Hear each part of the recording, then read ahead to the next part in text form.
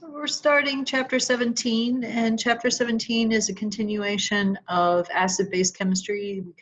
They break it up into two chapters, mainly because there's just so much material to kind of know. So I think chapter 17 breaks down into what I call three major topics. Okay. The first topic is what we call the common ion effect. And I've kind of alluded to this and you've seen this a little bit to this extent, but now we're going to focus more so on it. What it means is I am adding an ion to an equilibrium reaction, okay? So what I want you to think about is Le Chat, okay? So how does an equilibrium change when you add something to it? So this first reaction we're looking at here is an equilibrium, double-headed arrow there. And this is acetic acid. So this is a weak acid, and it forms two ions. Again, you could include water, not include water. So this is part A, part B, part C. And what we're doing is kind of like we did with Le Chat, where we're doing something to the equilibrium separately, not compounding the issue. Instead of looking at which way is it shifting, we're going to look at pH, and we're going to look at how much ion do we have in there when we put in another ion. So first off, if I add HCl, what is going to happen to the pH? Well, HCl is a strong acid. It's going to add more H+. And H+ is a product in this equilibrium. But realize we're talking about pH here. Since this is a weak acid, even though I am shifting it to the left, because there are so many more H pluses in this new situation, the pH is going to go down, okay? Even though you are saying it's going to go back to the complete molecule of acetic acid, the pH would still go down because of how just adding a few drops of HCl is going to make the pH go way down. Part B, adding NaAC. Well, please know AC is an abbreviation for acetate ion, okay? So C2H3O2 minus. So I'm adding acetate ion by adding this salt. And we're going to talk a lot about salts in this particular discussion as well. So here is my acetate ion. So it is the product side. So since I'm adding to the product side, it's going to shift it right. But what's going to happen to the pH? Well, the pH is going to go up because of the fact that you're going to have less and less H+ because you're shifting it right. But you also want to consider this is a salt, and we're adding this ion to an aqueous system. So if adding it to an aqueous system, I am having to recall my discussions of salts, and this is a basic salt. So since I am making OH here and the H+ is decreasing, you would say that the pH is increasing. And part C, I'm adding NaOH. NaOH is a strong base. I'm adding OH to this equilibrium. Now, first question is OH in this equilibrium? Now, what will OH react with? Well, it will react with H+. And so what it's doing is removing H+. So if I'm removing H+ by essentially making water, my pH is going to increase. My pH is going to increase. All right, so out of these three options, A, B, and C, which one of the above is the common ion effect? And what I mean by that is, out of these three, did I add the same ion that was in this equilibrium? And the answer is A and B, okay? So I added H+ and I added acetate ion. Adding OH affected the equilibrium, but it's not a common ion. So that's the distinction there. It doesn't mean it won't affect it. It just means it's not part of the equilibrium. So going back to this idea of adding HCl, what's going to happen to the acetate concentration when I add HCl? Well, again, we have determined that it's going to shift it left.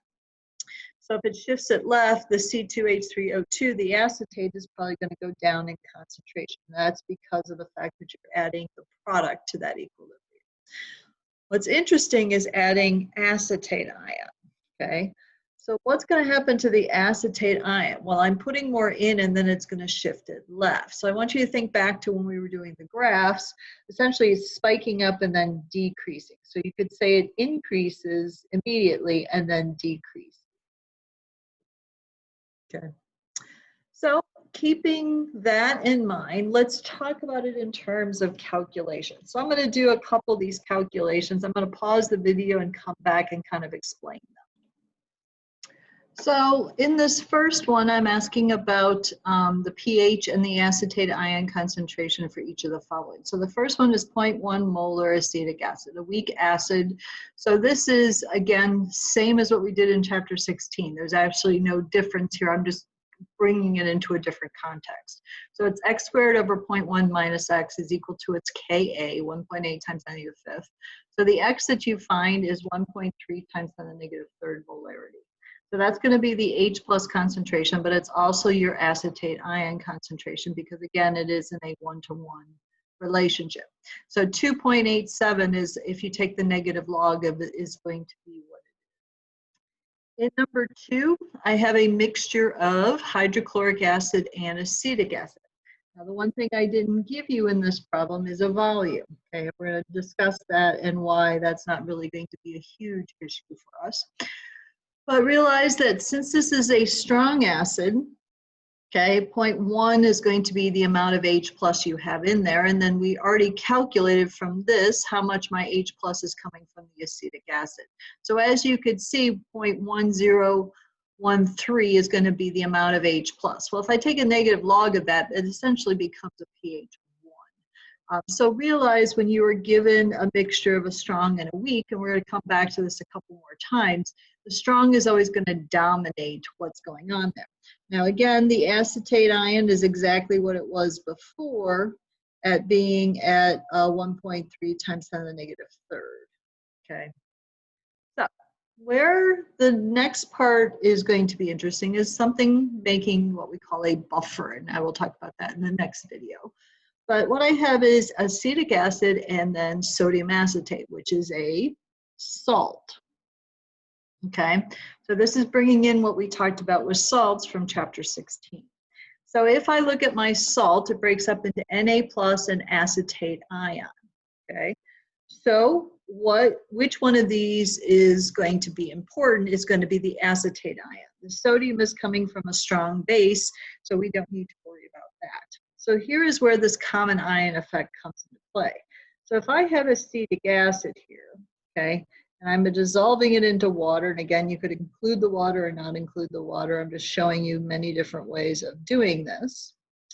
If I have this equilibrium with the acetic acid, I'm going to start with 0.1 molar of the acetic acid, but because I have the salt here and it was 0.1 molar, that means I have 0.1 molar of that acetate ion to start with.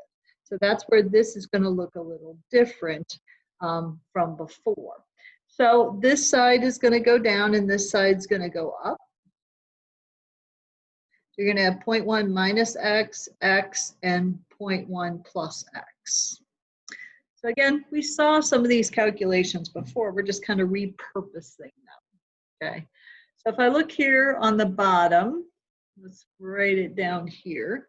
I have x times 0.1 plus x over 0.1 minus x is equal to 1.8 times 10 to the negative fifth. So again, cancel out the x on the bottom, and we could cancel the x here because adding it or subtracting it from 0.1 is going to make absolutely no difference. So essentially what has taken place here is you essentially have x is equal to 1.8 times 10 to the negative fifth. That is the amount of H3O plus or hydrogen ion that you're looking at. So if you take the negative log of this, okay, so pH negative log of 1.8 times 10 to the negative fifth, you get 4.74 as your pH, okay? So notice how My weak acid was 2.87. My strong acid essentially was 1. And then this buffer is 4.74. So the minute I add a salt to a weak acid, my pH is going to change pretty drastically. And that's because it has what we call the common ion. Okay, notice that if we had talked before about adding more acetate, adding sodium acetate to this equilibrium, that we said that the acetate would spike up and then go down, but really what we want to look at is the fact that the pH went up. Well, the pH, it went up to 4.74 from the 2.87. And that's again because I'm adding this to this side, the product side, and shifting it to the left. So you have less and less of the H3O plus than you would do if you would, excuse me, if you just had acetic acid in that beaker. So 4.74 is a much higher pH because of that. So that's what we call the common ion effect. So there's nothing really different there. But we're going to use this in some, this is what we've made here is called a buffer. And so we're going to talk about what do buffers give us in chemistry.